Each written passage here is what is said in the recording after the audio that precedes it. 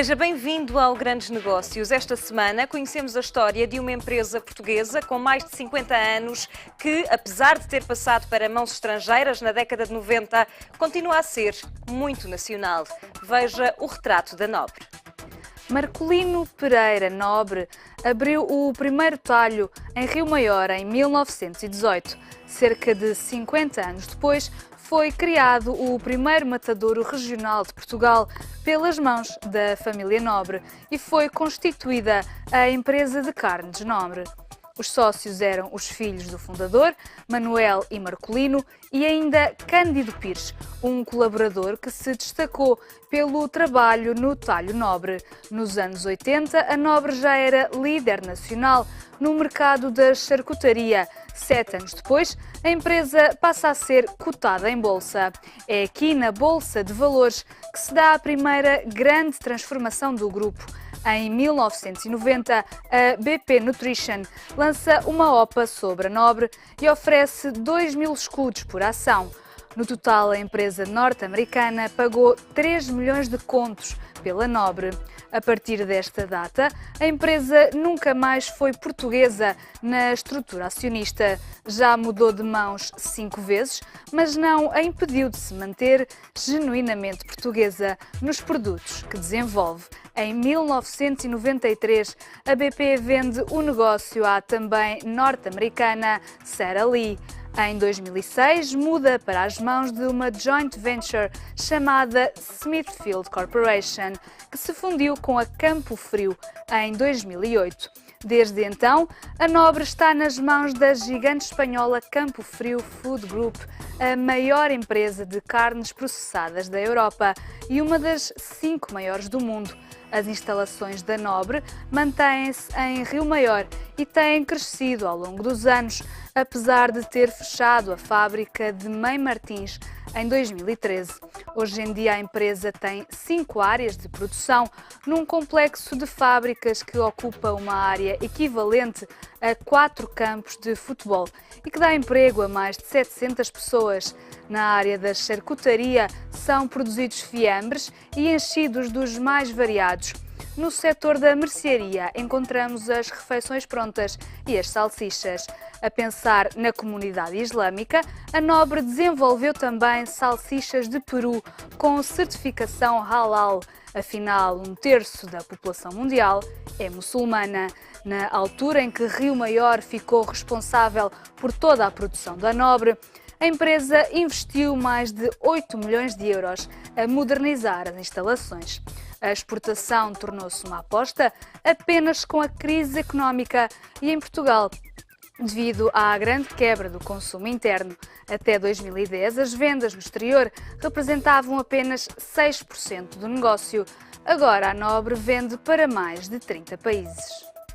E para analisarmos a história e a estratégia da empresa, contamos com Rui Silva, CEO da Nobre. Rui, seja bem-vindo a estes Grandes Negócios. Muito obrigada por estar aqui connosco. O Rui tem uma vasta experiência em marcas de grande consumo. Passou no seu passado pela Procter & Gamble, pela PepsiCo em Portugal e na Irlanda e voltou depois para Portugal para o cargo que aceitou na Nobre. Apesar de a Nobre ter por trás acionistas internacionais, continua a ser pouco multinacional? É um facto. A Nobre caracteriza-se por ser uma empresa que continua a manter uma tradição de produtos portugueses. Portanto, toda a parte de inovação, de investigação, é muito focada em manter as tradições, a qualidade dos produtos tradicionais e, em paralelo, tentamos inovar. E inovar com as tendências que há dos consumidores portugueses e também, por ser uma multinacional, alavancar aquilo que é o I+D em investigação e desenvolvimento dos outros países, de novas tendências internacionais e depois podemos reaplicar em Portugal. Por esta ordem de grandeza, nós temos um grande negócio muito dependente ainda dos produtos tradicionais portugueses, tanto no mercado nacional como em exportações. Nós usamos e vendemos essencialmente produtos nacionais e depois temos alguns nichos de mercado a crescer, em que há uma plataforma de investigação e desenvolvimento comum a nível internacional, mas que depois eu poderei explicar em mais detalhe. Claro que sim. E sente que destas empresas por onde passou, a Nobre é que é tratada de forma menos como subsidiária de uma grande multinacional? Claramente.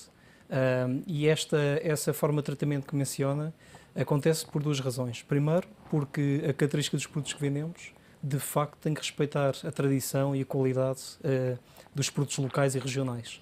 Isto passa-se em Portugal, mas passa-se nos outros países. Ou seja, era impossível fazer um fiambre da perna extra Nobre noutro país qualquer? Possível era fazê-lo, é possível fazê-lo.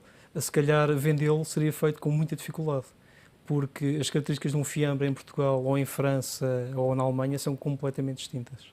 E, portanto, há que Quando realmente fala de respeitar, características, fala também do gosto dos consumidores? claro, das receitas, do gosto, das exigências, das expectativas, dos graus de comparação com outros produtos próximos.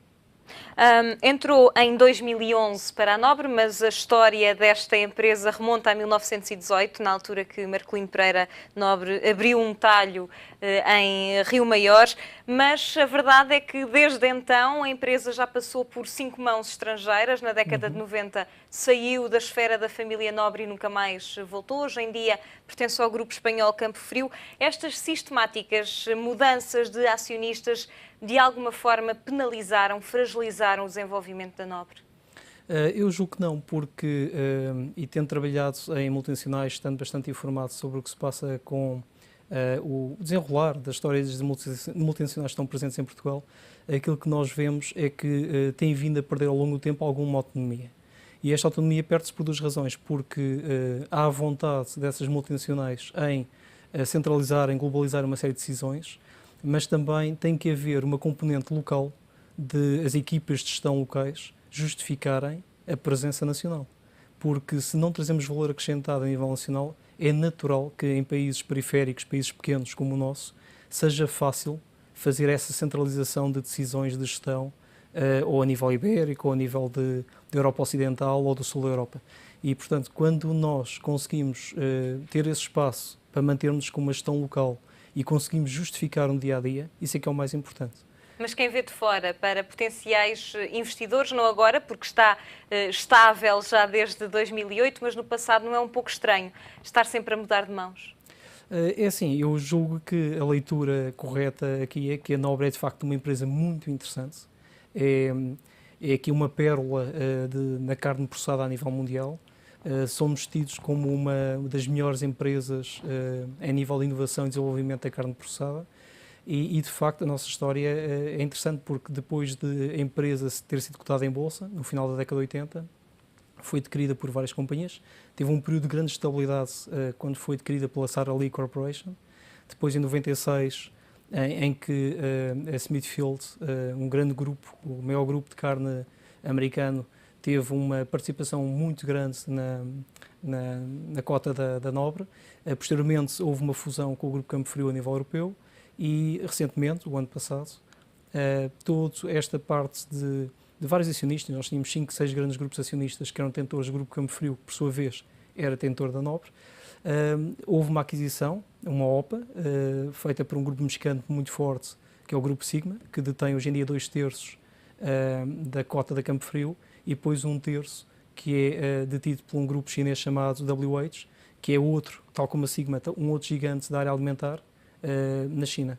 E, portanto, são empresas que procuraram fazer esta aquisição para terem acesso a tudo o que são os processos de inovação, de tecnologia, que existem em todo o Grupo Campo Frio, a nível internacional, a nível europeu, mas muito também daquilo que a Nobre faz em Portugal. A Nobre é grande demais para o país onde nasceu?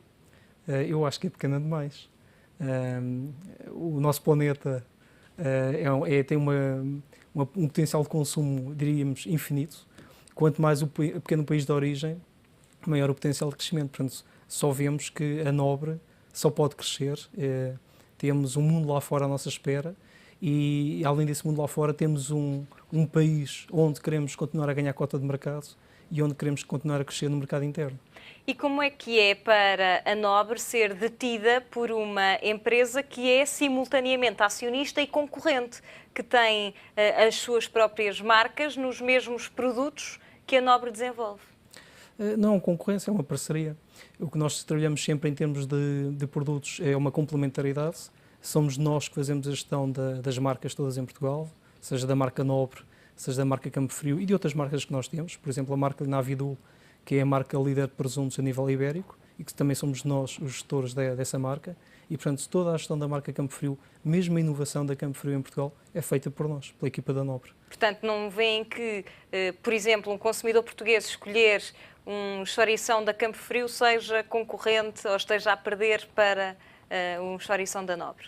Nunca. O que nós vemos é que se alguém consumir um outro produto que não seja nem Nobre nem Campo Frio, aí ficamos preocupados.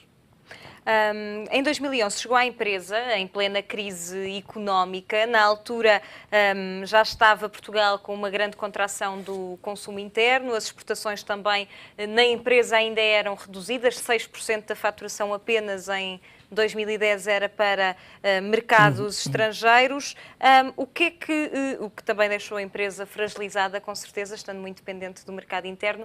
Claro. O que é que delineou como plano estratégico para os primeiros anos?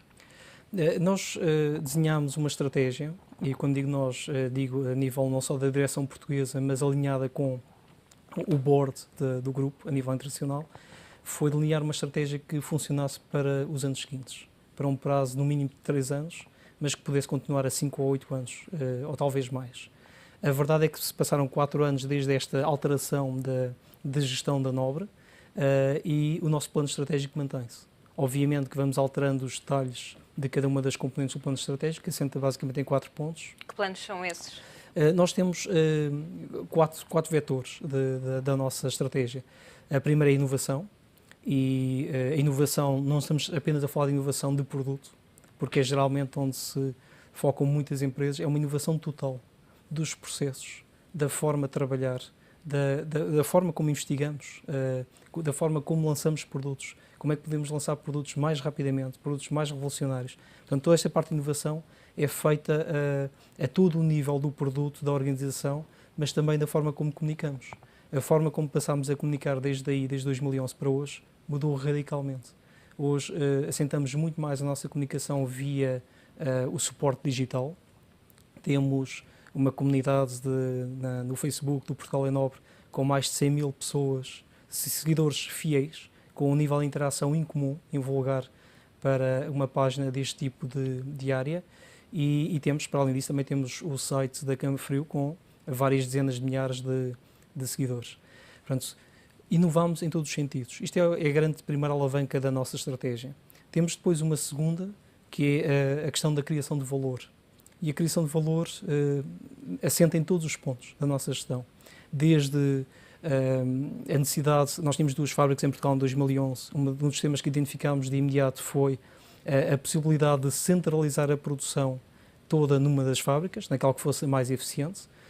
A nossa fábrica de Rio Maior tinha cerca de 2/3 da produção em Portugal, portanto era natural que fosse aí o ponto de centralização dessa produção, e foi o que fizemos. É um processo bastante demorado, porque é um processo que tem que ser visto ao mais ínfimo detalhe e que tem que respeitar todas as componentes legais, comerciais, o foco no cliente, o foco no consumidor, para que não haja qualquer tipo de alteração relevante ou negativa. Se houver alterações, que sejam positivas. Isto é uma componente. Outras que nós fizemos também, em termos desta questão da criação de valor, tínhamos toda a nossa distribuição logística dividida em 3 ou 4 pontos no país, e acabámos por centralizar tudo num centro logístico moderníssimo, muito próximo da nossa fábrica em Rio Maior, e que está próximo das vias de acesso, que felizmente, como em Portugal temos ótimas infraestruturas, nos permite aceder não só a qualquer ponto a nível do continente europeu, como também de fácil acesso aos portos principais em Portugal para podermos exportar.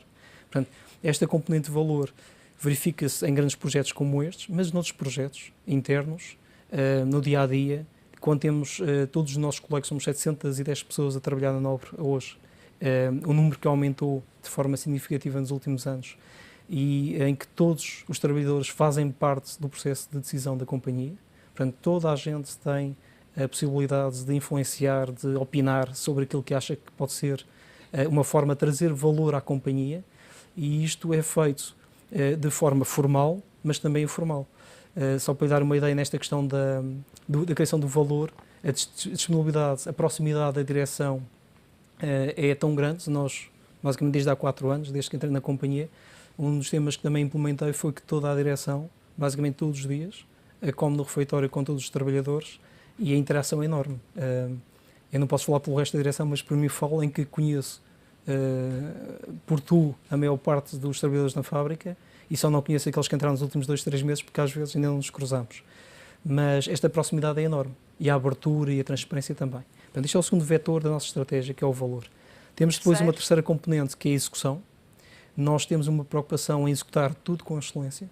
É muito difícil fazer bons planos, desenhar bons planos. Está a falar de eficiência? Não tanto. A eficiência entra mais numa componente de valor.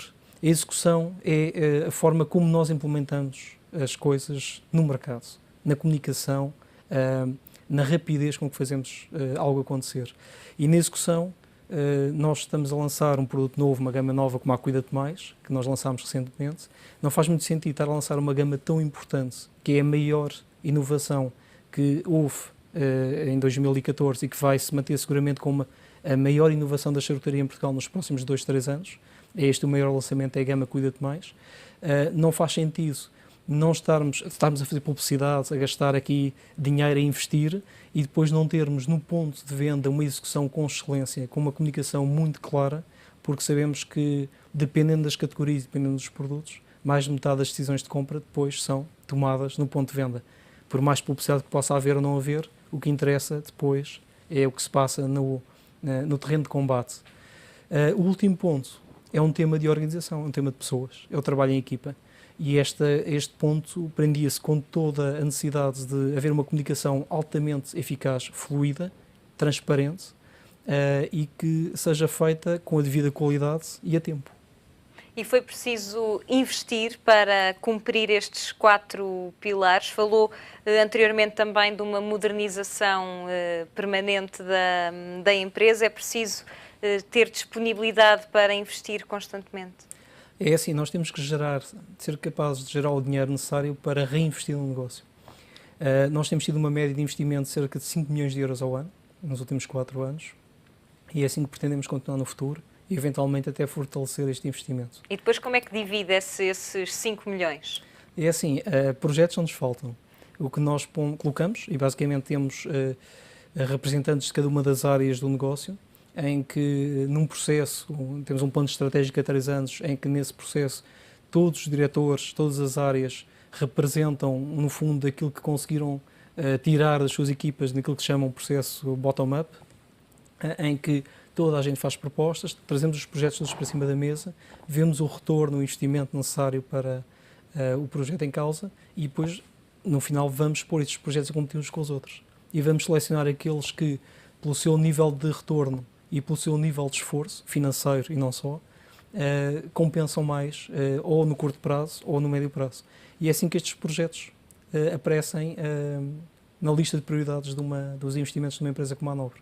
E como é que a Nobre, na altura que desenhou este plano estratégico com 4 pilares, foi também se adequando às alterações de consumo que Portugal viveu com esta crise económica, porque foi de facto preciso olhar para o portfólio, tentar simplificá-lo, reduzir os preços, reduzir as gramas de cada embalagem. Como é que foi feito esse esforço de adaptação dos produtos?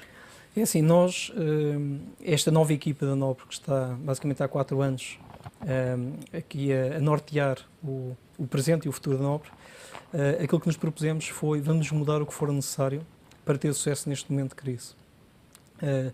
Baseado na experiência vasta, não só desta equipa, mas depois na equipa dos quadros médios, que há gente com muitos anos de casa ou com experiência noutras multinacionais, e eu posso lhe falar particularmente da minha experiência na Irlanda, em que, quando cheguei em 2007 à Irlanda, era um país que tinha um PIB a crescer 8%, e nos momentos de crise esse PIB decresceu para níveis de queda de 7% ao ano. Portanto, estamos aqui a falar de um gap de cerca de 15 pontos percentuais de perda de crescimento do PIB, o que, comparativamente com Portugal, digamos que é infinitamente maior, porque é cerca de 4 vezes o problema que nós tivemos cá em Portugal. Portanto, eu acho que há países que têm uma experiência e um know-how em como se adaptar em momentos de crise, que, para o caso de Portugal, que nós, obviamente, estamos a olhar para o nosso problema e achamos que é um problema grande, para outros países é um problema pequeno.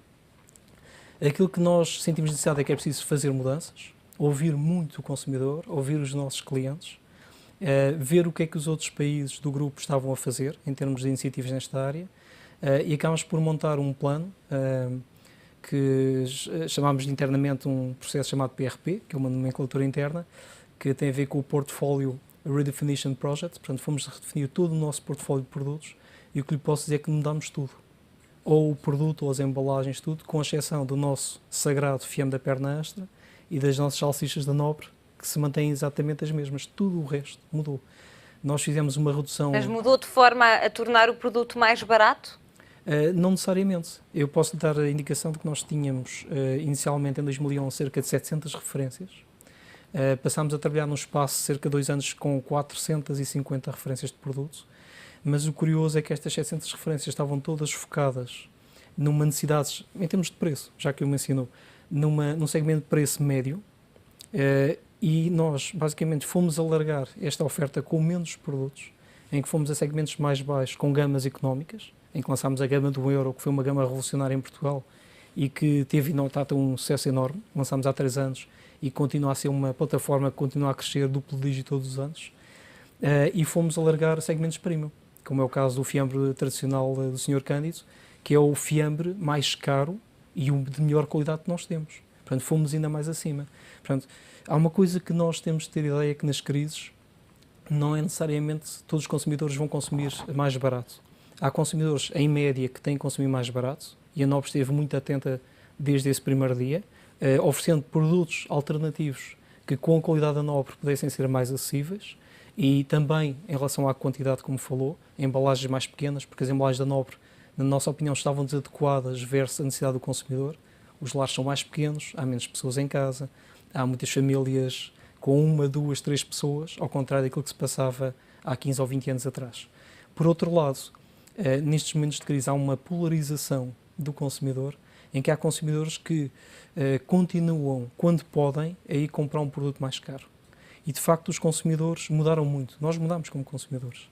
Se nós recuarmos 20 anos... E mudamos para sempre. Ou seja, esta crise mudou os hábitos para sempre. Não vamos voltar a consumir o que consumíamos em 2010, embora se calhar já o possamos fazer monetariamente.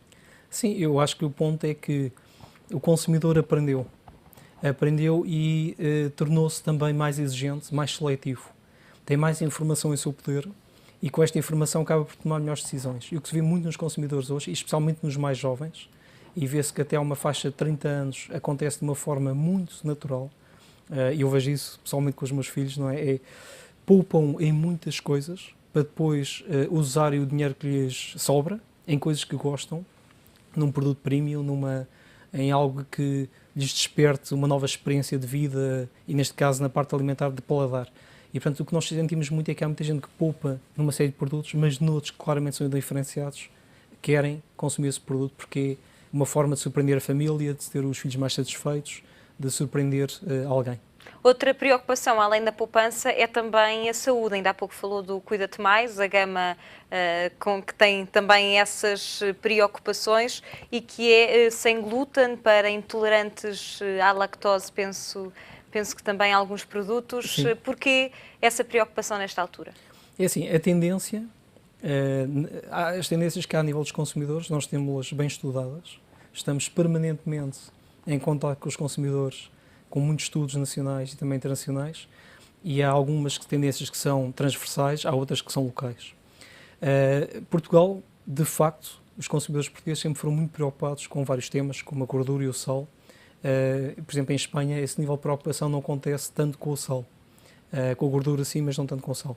Portanto, e num país ao lado, vizinho nosso, vê-se logo que há diferenças grandes a nível das necessidades locais.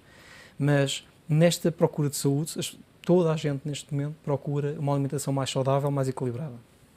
E do nosso lado, nós já tínhamos lançado uma gama Naturíssimos, que tem um nível de fidelização de um leque importante de consumidores portugueses. Já tínhamos lançado há alguns anos com um enorme sucesso e sentimos a necessidade de ir mais longe e lançámos então a gama Cuida-te Mais, que é uma gama que tem um nível de sal super reduzido, em que é muito difícil, porque os produtos de charcutaria, naturalmente, por definição, têm sal porque faz parte do seu paladar, da sua receita, Mas nós conseguimos fazer alterações relevantes aqui, manter um produto muito interessante a nível de sabor, de prazer de consumo, mas com uma redução relevante de sal.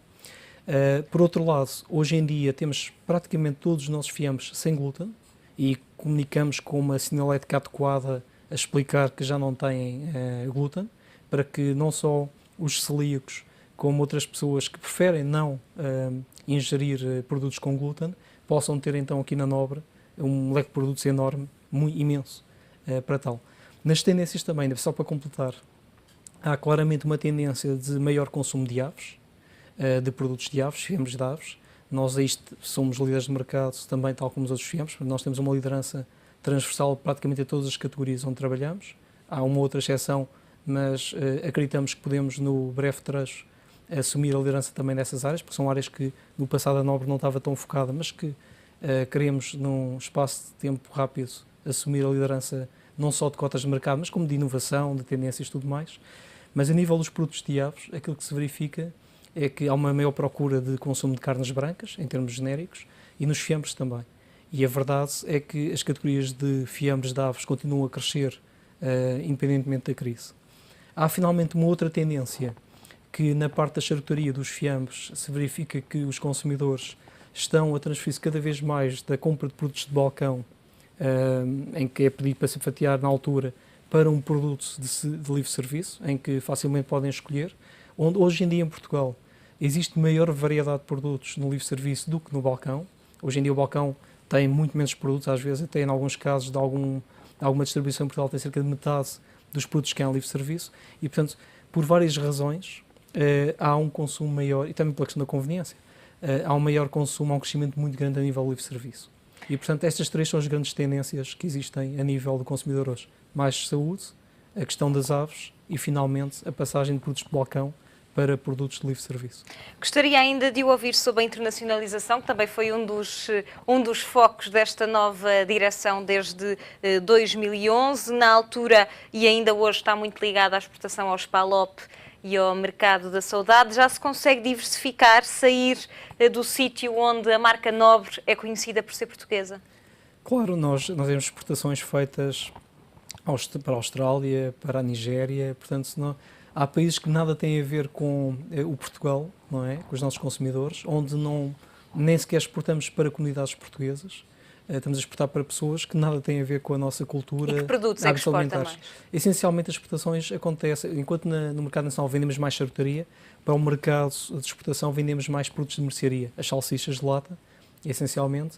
E isto tem muito a ver também com os prazos de validade, porque as salsichas de lata permitem-nos ter um processo todo no transporte para destinos distantes, de forma segura.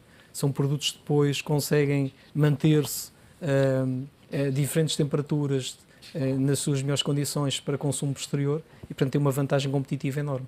E essa é uma das áreas que nós queremos explorar no futuro, em que nós, obviamente, estamos neste momento focados muito nos mercados da saudade e também nos PALOPs, porque ganhamos muito mais, o retorno é muito maior se nós nos focarmos nestes mercados do que estarmos aqui a focarmos em mercados onde o nosso potencial de crescimento vai ser sempre limitado. Depois de uma fase inicial, termos alargado a nossa distribuição horizontal, digamos assim, em que fomos procurar cada vez mais países para onde exportar, descobrimos 2 anos mais tarde que era um momento de parar esse processo de alargamento do número de países e aprofundar, portanto, uma distribuição mais vertical, aprofundar o trabalho nos países para onde já exportamos. Portanto, não tem intenções de crescer além destes 30 países para onde exporta? Neste momento, a nossa intenção é vender muito mais nestes 30 países. E aparecem-nos sempre alguns, por exemplo, neste momento está a decorrer a feira da CISAB aqui em Portugal. Em Lisboa. E temos novos contactos de países para onde nunca exportamos e, portanto, é algo a que nunca viramos as costas, mas não está no foco, na primeira prioridade das nossas exportações. Rui Silva, muito obrigada pela sua presença neste Grandes Negócios. E antes de terminarmos, veja os novos negócios que lhe damos a conhecer aqui no ETV.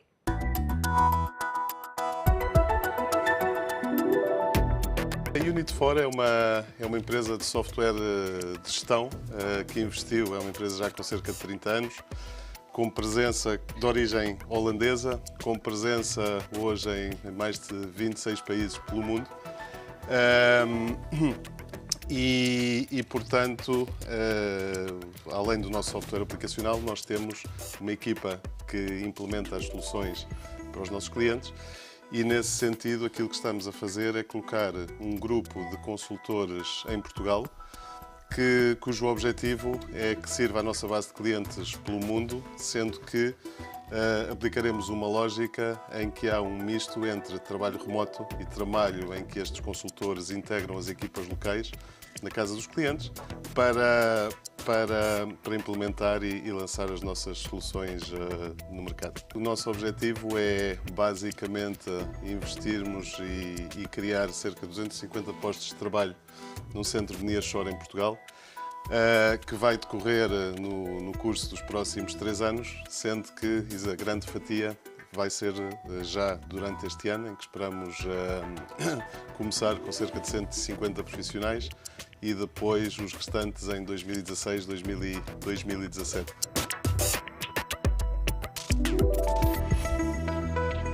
A ideia é que, ao juntarmos numa plataforma eletrónica, no fundo, para as pessoas que estão mais longe disto, imaginem um Facebook que serve para unir milhões de pessoas para fazerem amizade e trocarem informações de natureza não profissional. A plataforma da Vortal é uma plataforma profissional para empresas fazerem negócios. Portanto, esta capacidade de juntarmos de um lado, neste momento já há 5.000 grandes organizações e governos e autarquias e ministérios, do outro lado 120.000 empresas. Repare que temos à distância de um clique muito maior oferta, muito maior procura.